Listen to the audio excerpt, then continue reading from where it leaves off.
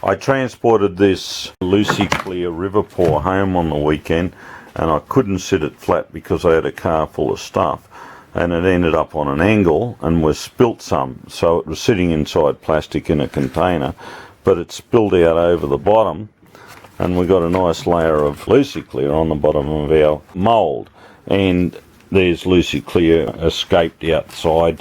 So we're going to show you how to get your job out of a mould if you have a leak, and this is fairly important that you know how to break it out. Now, when you transport stuff, or you're even doing these pours, don't do them on a bench straight down.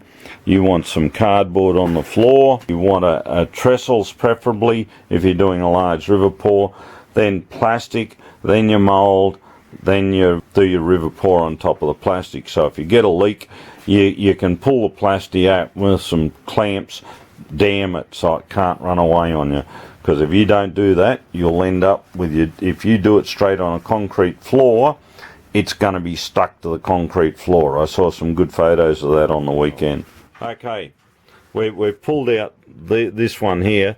Basically, you use the countersunk bit to drill a hole, and it'll grab into the screw if you're lucky, and away you go. The other technique is get a soldering iron, melt down into it, heat the screw up, and away you go. If you don't have it sealed well, if you don't use the sealant on your joints, there's a good chance the screws will be locked into the timber. Again, soldering iron, heat the screw up so the epoxy becomes soft, and they'll come out easily.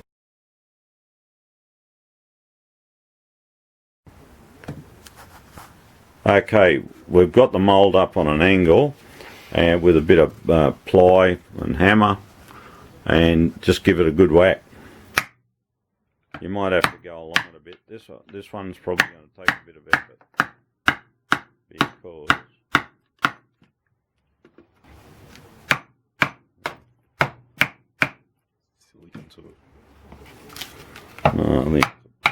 there we go.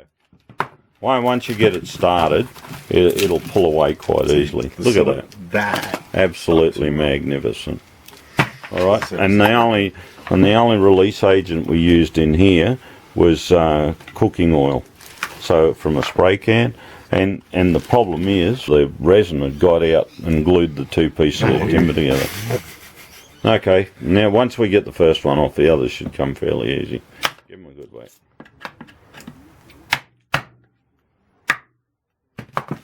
There we go, they're broken away. Simple as that. Pretty easy to get.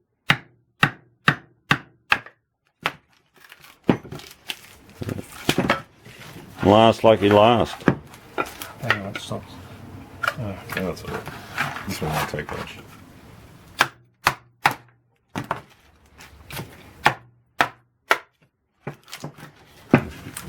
Good stuff.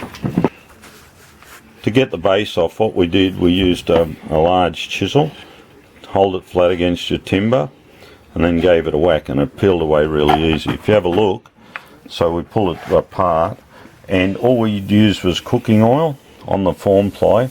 You'll see there's quite a bit of oil still there, and that's enough for release agent. So you'll see the epoxy didn't stick to the form ply at all. Where our problem was, and it worked really well, was we used no more gaps around the edges, helped seal up the screw holes so the epoxy couldn't get in, and it was right across. It was even that good a seal. It pulled the plastic off the form ply to pull the mould apart. That's what was holding it together, not the epoxy sticking to the form ply on the sides.